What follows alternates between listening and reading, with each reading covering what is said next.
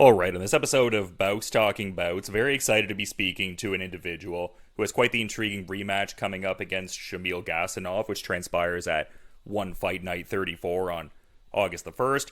And very excited to have Garry Tonon on Bowks Talking Bouts to cover several subjects ahead of this rematch with Gasanov. But first off, just curious how your day's going so far, Garry. Oh, pretty good, man. Just kind of like hanging out in the morning. Usually I do a little sauna thing beforehand, but I'm nixing that, and I'll have to double up tonight. So no worries. Just kind of ate breakfast and hanging out and getting ready for training. And, we'll leave for training a little bit after this interview. And it's interesting because you strike me as a guy that very much leads that martial artist kind of lifestyle anyway. So I'm sure a lot of this is very commonplace to just your general lifestyle anyway. But is there a certain something to, I guess, having like a defined date, opponent, task in front of you, like a competition date? Is there a certain additional something to that, just returning to the fold after 18 months out of action? Well, yeah, man. I mean, it's like I train pretty much every day, no matter what. Obviously, like, my schedule becomes a little bit more flexible when I'm not in a fight camp. Like, I'm willing to go do something like go take a trip to visit my family or, something like that. So, it's a little bit more polished and professional when we're in like fight camp. Like, I try not to travel. I try, I try to stick around and just train every day and not miss a single session. And, so for sure things ramp up and get a little bit more serious, but generally speaking, that's my training habits on a day-to-day basis. Anyway, I just make a little bit more room for chaos, I guess. And then, the other thing is it just kind of changes, like you kind of mentioned, your goals and directives. So, because you're preparing for a particular opponent as opposed to just like becoming better at the sport, you narrow your focus a little bit and start to work on like more precise things that might be relevant against a particular opponent and beating that particular opponent. And I was talking a little bit about this yesterday in another interview, but it's kind of like something that I think is very helpful. We look at like time off, from fighting as a bad thing, but especially in my opinion, for myself, a little bit greener than a lot of other guys that are at a high level professionally. I've been fighting like 7 years. I just started mixed martial arts when I was 26. I'm 33 now. I think like I'm constantly still making, a lot of progress in my mixed martial arts journey compared to somebody who's already very polished and just kind of like brushes up on their opponents. Like, I think I'm, making changes in my game on a yearly basis for sure. So it's nice actually to have a little bit of time where you don't have a specific opponent in front of you, because then you can just focus on getting better as a whole. Sometimes when you have too targeted and specific of a focus, it's like, well, I just have to focus on the task at hand. I can't broaden my focus and really think about like getting better as a whole, because I don't want to miss these like little, microcosms of specialties or weaknesses that my opponent, has that I can capitalize on. So, I've had a solid year and a half of that, and the downside is in a year and a half, I haven't stepped into a cage or a ring and been forced to fight another guy, with only a referee to stop things. And that's a very different experience. And Shamil has had the opportunity to do that 4 times since we last fought. And I think that will definitely help him in just smoothness and feeling like when he's actually in there. But it was nice for me to have some time to just focus on progress. Yeah, and I guess kind of even within that, like, it seems like you're going to be bringing like an entirely, or maybe not entirely new per se, but at the very least, like maybe a new permutation of your overall skill set. And I guess even within that, just considering Gasanov has collected 4 wins since your initial fight, perhaps you're facing an entirely new individual, or like that new kind of permutation of Gasanov, whereby it's perhaps maybe not an entirely different matchup, but maybe the first fight doesn't dramatically inform this sequel clash, as it were. Is that kind of the, I guess, general mindset in that kind of regard? Yeah, I would say so. I think, the two of us we definitely have our specialty regardless. But you can see decent changes in his game from, our last fight to now. You watch like, certain things that certain punches and combinations and things that he'll throw, and he's got a little bit of a higher fight IQ. making more intelligent decisions in certain areas, but he still generally has the idea of, I'm going to take you down, I'm going to get behind you, and I'm going to try to strangle you. Like that's pretty much what he's trying to do in most of his fights. But there's definitely improvements that he made. There's no question. So it'll be different. And I would imagine that he, obviously after losing the last fight between us, would take that pretty seriously and try to do everything he can to not repeat the process. So I'm sure there'll be some things that he worked on defensively that I haven't really seen in his past 4 fights, because he hasn't fought anybody quite like me in those past 4 fights. But, I would expect there to be, a certain amount of, maybe leg lock defense or something like that would be there, because this guy's been calling me out since he lost. So it's like to do that and to not anticipate that it's going to be happening at some point in the near future would be kind of crazy. So I'd imagine that, since then, and he's had a long time to kind of think about, what he could do to make it more difficult for a guy like me to beat him. So I'm sure this is going to be a tougher fight. And in a way, I guess the layoff obviously not ideal in certain regards, but it almost seems like things kind of laid out in a, nice way for you, just considering the lay of the land, like with your last fight being a victory over Martin Nguyen, who's the number 5 ranked contender in the featherweight division. And as we mentioned, you got the victory over Gasanov previously, who's at number 3. So I would feel like that would position you well in a number of different regards, like whether, the promotion has conveyed to you perhaps you'll face the victor of what would seem to be the next title fight there with Thanh and Akbar Abdullayev and whatnot. So perhaps you could, be in the queue to face the victor of that, maybe a rematch with Thanh. Obviously not overlooking this challenge, but it would seem like if you get your ideal outcome, there would be an abundance of intriguing options for you. Yeah, man. It's tough to say, like you said, that rematch has to happen with the 2 guys that last fought for the title, because Akbar didn't make weight. So it's like there's really nothing you can do but have that fight again, especially considering he won, So we just got to figure out when that's, when that's going to happen, hope that it happens, and then I don't know if they already have it slated or not, but and then, hope that both guys, neither one gets injured, and then that fight can happen, so that that's a possible avenue, because until that fight happens, it's like not even really a possible avenue with either athlete. Like they're not going to have me fight either one of those guys until those guys fight each other again. I don't think, not that they've communicated as such to me, but it's just like, it seems logical, I don't really see a path forward there. But so if that doesn't play out in a reasonable period of time, it's possible for sure that there'll be other fights, like you mentioned, Thanh. Thanh hasn't fought in a little while, so I'm not sure what he's doing. I don't know if that's, any indication that he won't be fighting again, with one or what. I have no idea. So I would love to obviously have the opportunity to get that one back, but I don't know. I don't know what his plans are, because he's been on a layoff for a little while. So that's definitely a cool path forward. Like that'd be something that a lot of people would want to see. I think the only other person that's coming to mind maybe is Ilya, that I haven't fought, that was in like the upper ranks of the division. I mean, could be missing somebody, but those are the guys that I've been paying attention to. I think most of the other guys I've fought already, or are one of the 2 guys that are waiting on that title shot again. So, yeah, man. I mean, I think there's a decent road ahead of me for the next, few fights, one way or the other, whether I, get a title shot right away or don't. So I'm going to have to fight all those guys. So I'm looking forward to that for sure.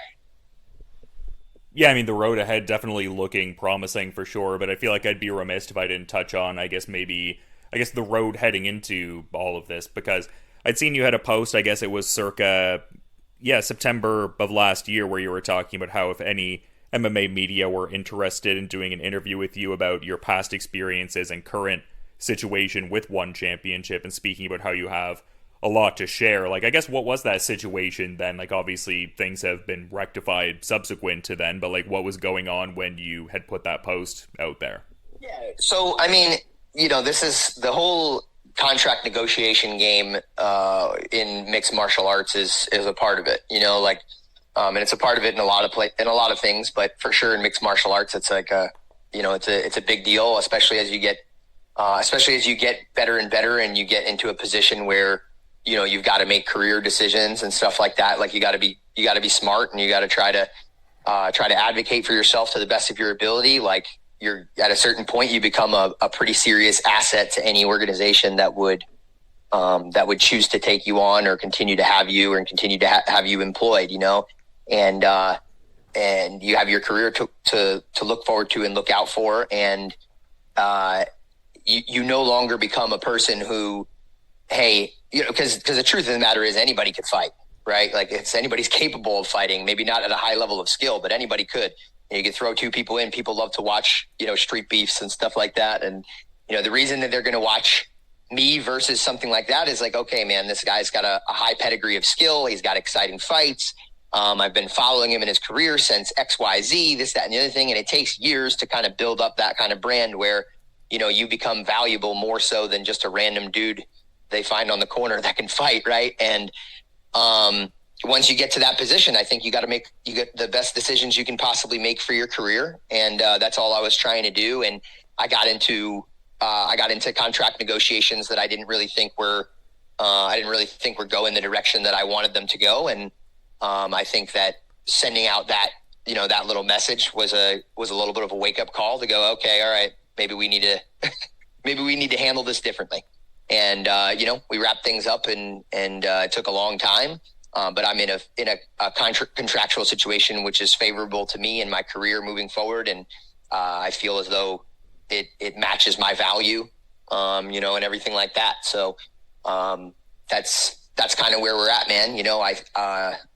I was in a spot where I didn't think that those things were lining up, and now they are, and, I'm not like big on I'm not kind of big on the whole like shit talking thing about, especially like your employer, I'm not really huge on that if you can avoid it. Because I don't think it's a good look, moving forward. Even if you have genuine grievances, it's like, well, let's say I did that and then I start fighting for another organization or want to fight for another organization. And then they look at that and go, oh man, the moment one little thing goes wrong, this guy's going to start, talking shit about, the company and, the CEO and like all these things. And then before you know it, you're considered not just an asset, but also a liability to whoever you're working for, so I try to be very careful with that. And only that's a very, very much a last resort sort of situation. I think that like all things considered, business is business. And, as long as things are handled fairly and in an appropriate way at some point, then business can be kept private, and if that's not the case though, and people are treating you unfairly and then they continue to treat you unfairly or whatever the case may be, then you gotta make sure that, you stand up for yourself in some way. And if they don't, they're not willing to bend in one way or the other, then I can see how it would make sense to maybe head down that road. But I pretty much like to head down that road as like a last resort. And, well, it got whatever had happened during that period of time got me to where I am. And I'm in a place where I'm pretty happy with my contract and my trajectory of my career and everything like that now. So, they rectified it and everything is good. So, I don't really, have anything bad to say. They've, done a pretty good job of, building me up as an athlete over the years and supporting me and giving me opportunities to fight. There's problems with every organization and situation that people are going to have. But generally speaking, like I'm very happy for the time that I've had at one championship and feel as though like they've been a partner in my success, as an athlete, and have given me a stage to perform and all these things. So I'm very thankful for all of that. And I'm very happy that they were able to meet me in the middle and create a situation where we can continue to, build each other's brands moving forward. And I think that's where you need to be as a prize fighter, right? Like, ultimately, it has to be an arrangement that you feel best serves you, which very much seems to be the case from how you've outlined it. But I think a lot of people who follow, I guess, mixed martial arts in general, martial arts, and even on a localized level, the one championship circuit, I think a lot of people were maybe lumping that in with some other kind of recent examples we've seen with, like, Buchecha or Mikey Muzumeshi or Rainier de Ritter, who've, I guess, indicated some discontentment with one and etc. Right. Yeah, man. And well, like, that's kind of what I'm saying, like, I don't know. I can't speak for any of them in their specific situations. Right. And if they got into whatever issues they got and one couldn't find a way to rectify it fairly, then I kind of understand, where they're coming from. Right. And doing things the way that they did it. And, everybody, each of those people took different routes. I think Mikey was pretty quiet, generally speaking. Maybe he had some minor, some grievances, but he didn't really air out his dirty laundry too much. Rainier definitely went a lot harder. But Shesha, I think, was maybe somewhere in the middle. He had a couple public posts where he was, not happy about not getting fights or something, if I'm not mistaken. So, I mean, again, like, each individual situation is a little bit different. If they were willing to rectify it in a fair way that made sense, that valued, each of those people, in my opinion, it just makes sense to, to move forward amicably.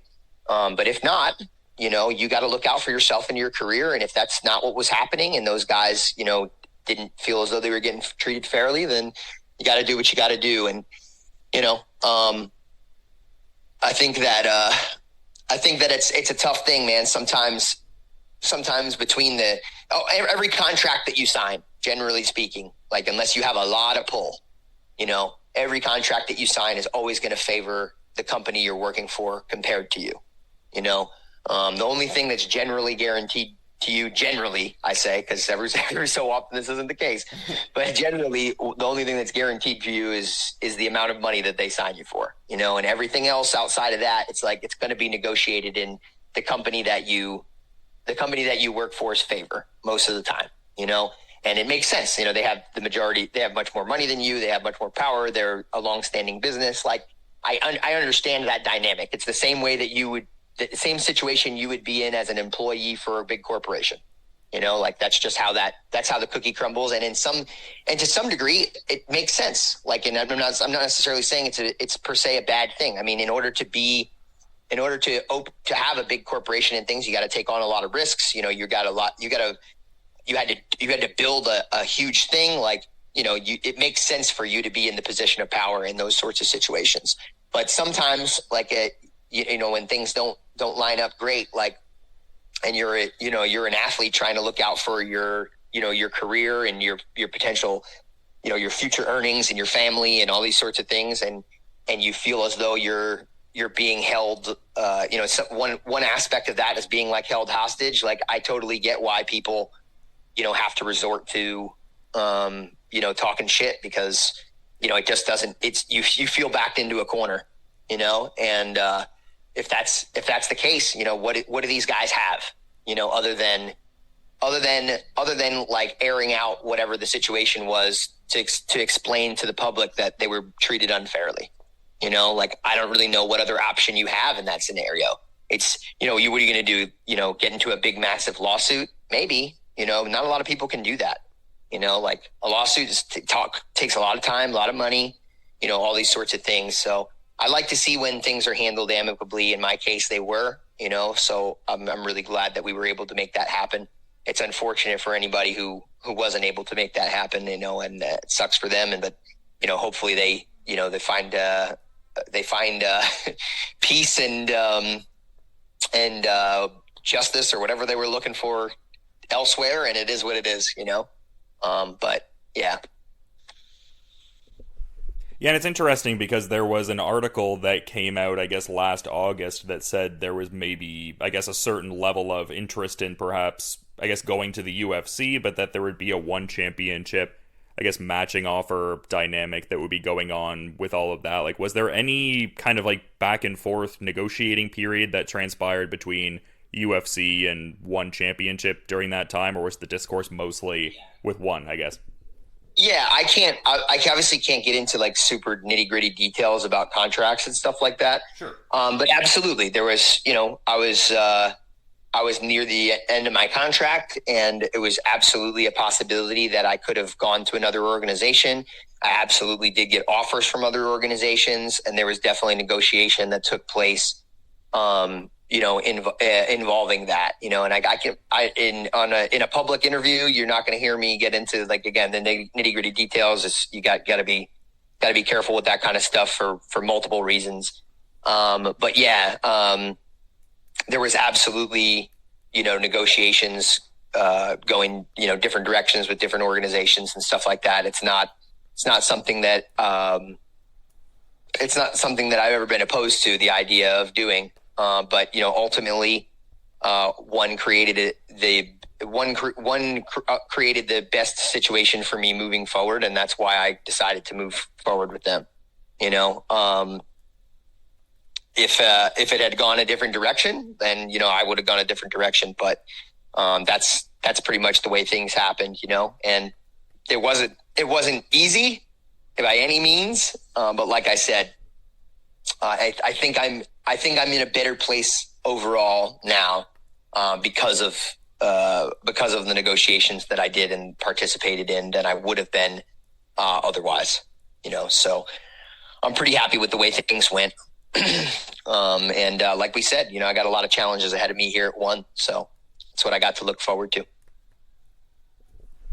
Yeah, it is an interesting situation, and I do understand that there's like a certain level of having to, I guess, be particular about what you can kind of express. Like you said, you can't necessarily get into the granular details of it per se, but I guess it is kind of interesting in as far as like outside of that one social media post you had that I referenced earlier. I feel like most of the discourse around your situation has been almost other people talking about it or speculating on what's going on. Like even, I guess last September, I saw the Karate Combat president talk about how one championship was taking you to litigation and just all these different things. But just to, I guess, serve the idea that it seemed like a lot of this messaging and discussion of this was coming from people kind of on the periphery and outside of that one post hasn't really been coming from you as much.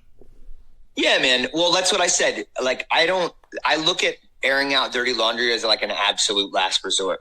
If I can avoid it, I absolutely will, because I think that all things considered, people, you're better served finding a way to create an amicable situation. And that's what I was eventually able to do. It didn't happen overnight. It took a long time. This is why I haven't fought in a year and a half. But I think you're better served doing that, because when you start burning bridges and you start, slinging arrows at people, it's hard to come back from that. Like if I had done that and gone that route and went, scorched earth, as it were, it's like, well, now like you start to make it so that negotiation is very difficult, right? Like, who wants to negotiate with somebody that tried to burn down this thing that they built? Like, even if eventually they change their mind and change their tune, it's like, well, even that one post that's out there, about me saying like, hey, I'm willing to talk about my experiences or whatever the case may be, which is pretty ambiguous and not really saying anything specific. But even that, like, you're bringing it up now, it'll get brought up in many interviews in the future. Like, imagine if it had been different than that. Imagine if the post that I made was airing out every single grievance that I ever had. And then I'm going to get interviewed a million times about all those grievances. And then like, that looks bad for one. And, so how do they move forward with me as an asset if I do something like that? So I think you do everything you can to avoid doing that. But I also understand that sometimes people get backed into a corner and that's what they have to do, so I'm not talking shit about anybody that decided to do that. It may have been the best move for them or the only move that they had, but for me, I'm glad that I didn't take it to that place. And I'm glad that, that served as whatever level of wake up call. And we were able to come to the negotiating table and make something happen, so, yeah, but I'm not saying that like there wasn't problems, and the people that are talking about whatever problems, people that are talking about problems that I'm having, like, it is what it is. They're trying to serve their own purposes, which I totally get. So, but for me, man, like the way that I try to handle things is when it comes to business, we're going to handle things like businessmen to the best of our ability. And if you back me into a corner, okay. But like, other than that, I prefer to just handle things the way that I did. And I think it ended up working out for the best.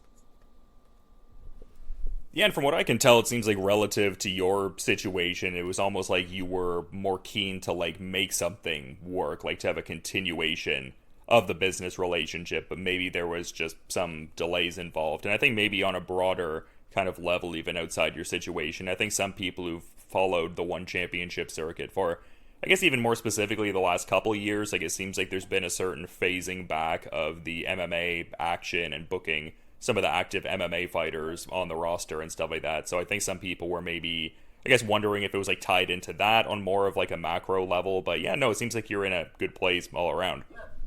Well, right. So who knows? You know what I mean? And maybe in certain people's situations, that was part of the reason that maybe they weren't getting fights, or they were, things weren't panning out the way that they wanted them to. Maybe, for my particular division, they were like, nope, this is a strong division. We want to keep these guys around. We want to keep these guys, we want to keep Garry fighting and these other guys fighting. And like, we think this is an asset to our organization. And maybe that's why I got things handled the way that they were handled for me. You know what I mean? So I definitely can see what you're saying, though. Like from what I've seen, it certainly seems like, and it's in some ways it's a cool thing. Like I like the idea that at one they have like a bunch of different martial arts, happening at once on a given card. I think it's cool exposure for all of the different martial arts, and it brings a very different product to the table than what any of these other organizations are doing, right? Like it's just very unique. There's no other organization that's offering multiple martial arts on the same platform, on the same night, for people to watch. And a lot of it happening at the highest level, you know what I mean? Whether it be kickboxing, Muay Thai, grappling, MMA, right? But having said that, what you inevitably do, unless you're going to have a card with 100 fights, what you're inevitably going to do is it's going to have to take away from one of those things. You can't have a perfectly loaded kickboxing organization while at the same time having a perfectly loaded MMA card and a perfectly loaded grappling circuit all at the same time. So, I think that absolutely, because that's taking place, that there has to be some room made for all of those things to happen at once.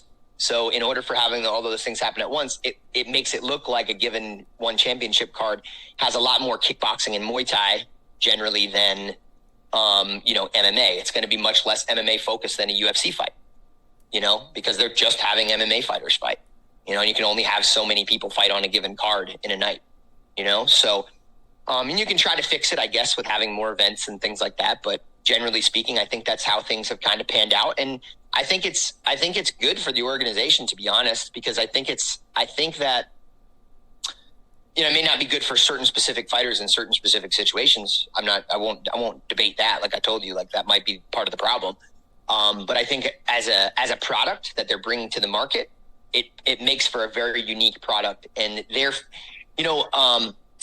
I would relate it a little bit to like, if I'm going to fight somebody and they're an elite level striker, maybe I don't go into that fight and try to knock them out because I'm not the elite level. I have other assets. You know what I mean? So when you're battling between, two different businesses, like one in the UFC or Bellator or whatever, I guess it's PFL now. When you're battling between those different organizations, sometimes rather than just meeting somebody head on and trying to beat them at the exact same game, it makes more sense to, hey man, let's use a different strategy. Let's use what assets we have that they don't, right? And I think that overall that makes for a product that people don't just feel like, oh, this is just a different version of the UFC. It's like, nope, this is like a completely different thing. You know what I mean? So I think that's a cool thing that one championship has to offer. And as long as I'm getting fights and I'm able to continue to progress my career, I think it's a cool thing. If it stops me from doing that, then, you know, maybe I have a problem. But so that's maybe in other people's cases that could be the case. But, you know, for me, in my division, I think we've been going strong, and everybody's been getting fights, generally speaking. So I'm pretty happy about where I'm at. And I'd be kind of curious to get your thoughts on this as well, because it seems like there's been some discourse recently with Craig Jones talking about how he's going to, I guess, phase out of the jiu-jitsu space. And obviously, you've been very close to Gordon Ryan in several regards over the years, and it seems like he had some things to say on Craig Jones retiring. Obviously, they have a kind of a longer-standing kind of rivalry with one another. I guess, just what are your thoughts on all of that? Just, I guess, Craig Jones kind of putting that out there into the world. Do you think he's ultimately gonna, I guess, phase out of the space? Do you think it's kind of like a generate headlines, get attention type of thing, more so like stir the pot up a little bit or something? I guess, what are your thoughts on that kind of pseudo recent development? Yeah, I don't really know enough. I don't follow a ton of stuff that Craig, I obviously hear about certain things. Like, I don't follow it a ton. It definitely rubbed me the wrong way when CJI initially, you know, started doing whatever they were doing, because I felt as though it was a lot less about creating a new organization and a lot more about trying to burn an organization that had already existed. I felt like the express goal was destroy this other thing that otherwise had been, you know, the foundation of the no-gi grappling community for a long time. And it was hard for me to be in any way on board with that kind of mentality, because, you know, I mean, fuck, ADCC has basically been a charity organization for grappling for over a decade, maybe possibly 2 decades, because there was no money to be made in the sport, and they were giving out money, you know, substantially larger prizes than any. Like, you couldn't fight in order to win $1,000 in jiu-jitsu. First of all, there was very few opportunities to do it. But in order to do it, I mean, you had to win like an absolute division in like a Grappler's Quest or something like that, and fight like a bunch of the best guys, you know, in at least a 16-man bracket. And that was to win like $1,000. And nobody was paying for your travel. Nobody was paying any of your expenses. So like, basically, you probably, if you had to travel from anywhere, you wouldn't make any money. Yeah. You know, and that's like what the grappling scene was professionally for a really long time. And, you know, could you make the argument that ADCC at this stage of the game, you know, could maybe make some adjustments as far as like pay scheme and how they do things? Yeah, you could make that argument, and I kind of get it, you know, but man, they've been a pretty big mainstay in the community that has been giving back to that community for, you know, in terms of at least monetarily and prestige wise for a very long time. And it just didn't feel right to go full scorched earth on them and have that be the express goal. So, you know, that rubbed me the wrong way. And so because of that, I really haven't been, it pushed me away from the whole concept. You know, obviously I have a bias as well because of what happened with the team split between those guys. But that's really the biggest complaint that I have, is it felt a lot more like taking down and destroying people that have done generally good things than it did have to do with, hey, I'm going to start this new organization that's going to be great for professional grappling. And that was my biggest grievance, really, more than anything else. I don't really, like I said, follow too much of like the day-to-day drama stuff. I do know that supposedly he's leaving B Team, and now they're kind of doing their own thing. Like, I don't know if they're going to rebrand as a different team or what, but that's the only other thing that I've really heard. And I know they're doing, our team has a team in CJI, the next one, or whatever the case may be. They're doing like a teams thing. So like, I'm like peripherally, you know, kind of aware, but yeah, I don't know. Like you said, there's a lot of stuff that's done for attention and drama and clicks and things like that. And he's very good at that, at doing that sort of thing. And I think that's a lot of you know, maybe the motivation behind it, but I can only really speculate. But yeah, man, I don't know. I think having diversity in professional grappling is a good thing. I've never been huge on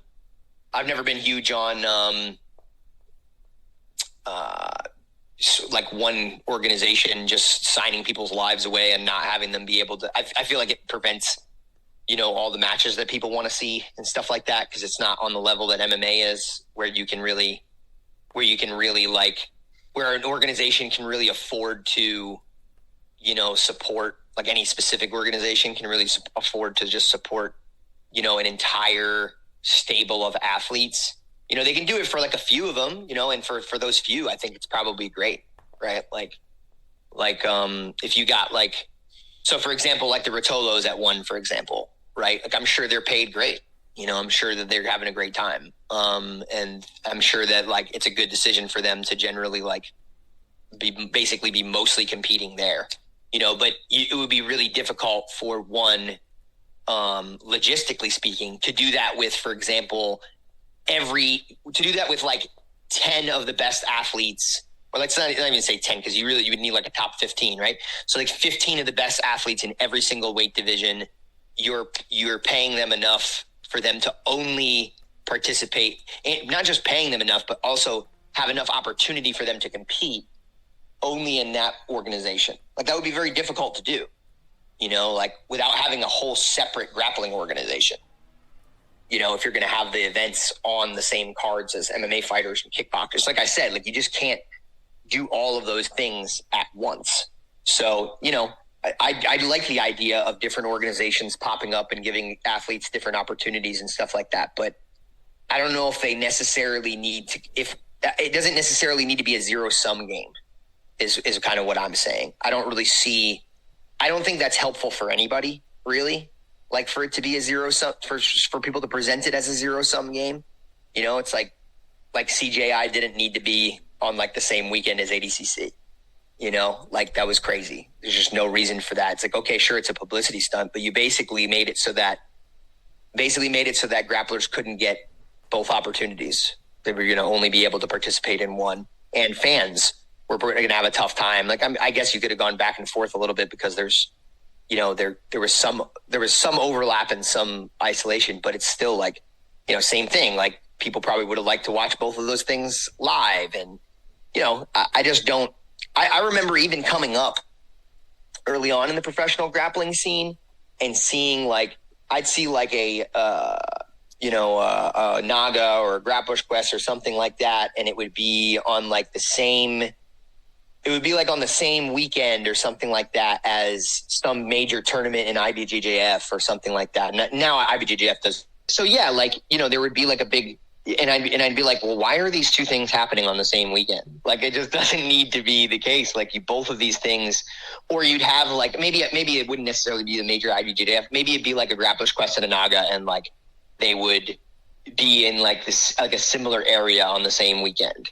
And it's like, well, guys, like could have just fucking staggered this shit, and like probably both companies would have made money. Like it just wasn't necessary to pit both of them against each other. And I'm sure sometimes it was like an accidental, circumstantial thing, but that's the kind of thing that I'm talking about. Like, I think that there's so much room for growth in this industry and in this sport that like there really is a place for a lot of these organizations, especially when they're all doing like new and unique things with like different rule sets and different types of promotions. Like a Fight to Win is vastly different than ADCC and vastly different from CJI and like all these things. Like they all have their own little niche. And I think they should just focus on building whatever it is that they're building instead of just tearing down.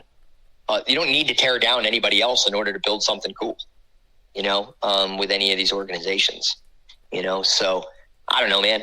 I'm very pro, multiple organizations, but I don't really like the approach. So, yeah, that's kind of my take.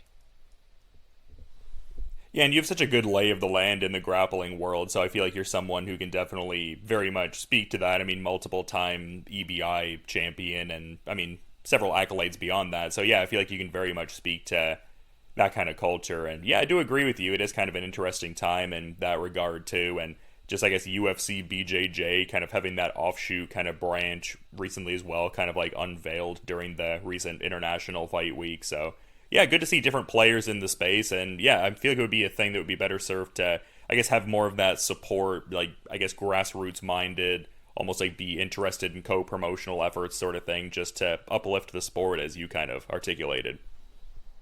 Yeah, for sure.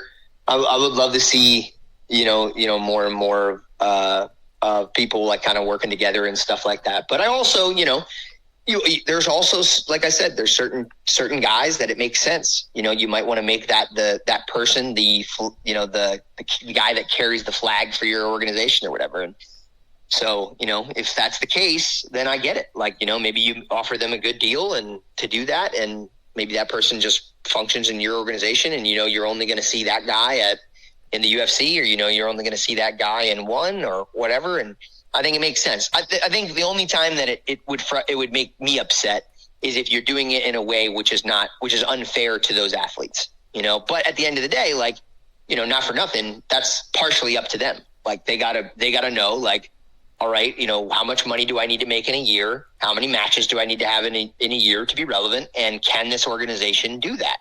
And if they can do that for me, great, then this is a great deal. If they can't, then I can't do this exclusively or whatever the case may be. So that's partially on the responsibility of the athletes. And it's definitely, especially with ChatGPT now, it's a lot easier to take a look at some of these contracts that people send you. So I think anybody not utilizing ChatGPT to, because lawyers are fucking expensive. I still have lawyers look at shit, but I have the money to have lawyers look at shit now. When I was an aspiring athlete, I didn't have that. But it's easily worth the $20 per month or whatever to send this thing, a look at a contract that you're about to sign, and then have a conversation with whoever you're going to sign it with and say, hey man, A, B, C, and D say this, that looks like it's going to get me into trouble in this particular way. What can we do about this? So I definitely think that's part of the equation too, is these guys got to look out for themselves, Yeah, no, well said, man. And I'm sure there's a ton I could, pick your brain about, but I do want to be cognizant of the schedule that you kind of outlined to me before as we were, sort of setting up this interview. And great we were able to, set this up. It's been a little bit since we were able to talk, so great to have a conversation once again, man. But I figured I'd give you the floor in case you perhaps had a final parting thought you wanted to add as we're kind of wrapping things up here on Bowks Talking Bouts. I appreciate you making the time today to talk, Garry. Yeah, no problem, man. Yeah, I think we covered a lot of ground. I'm excited for this fight. Hopefully you guys tune in. I'm not sure if it's going to be pay-per-view or on Amazon or whatever, but hopefully everybody can catch it. I'm excited to get back in there after a long layoff, and excited to get the career, kick back off again and get moving and heading towards that title, man. So this is another step towards making that happen and getting another opportunity. And I'm looking forward to, continuing to progress in MMA and to show my skills on the stage. And yeah, it's going to be a fun one. So hopefully everybody gets to tune in, and thanks for the opportunity. Yeah, I'll certainly be tuning in to check things out on August 1st, one of the more intriguing contests as part of One Fight Night 34. And just, yeah, really, again, to, reiterate, appreciate you making the time to give great insights ahead of this Shamil Gasanov rematch. And yeah, like I said, I'll be checking out when the fight goes down, Garry. But until then, man, all the best with the remaining part of the preparations and everything. And just have a good rest of your day as well, man. Cool, man. Thanks so much. Take care.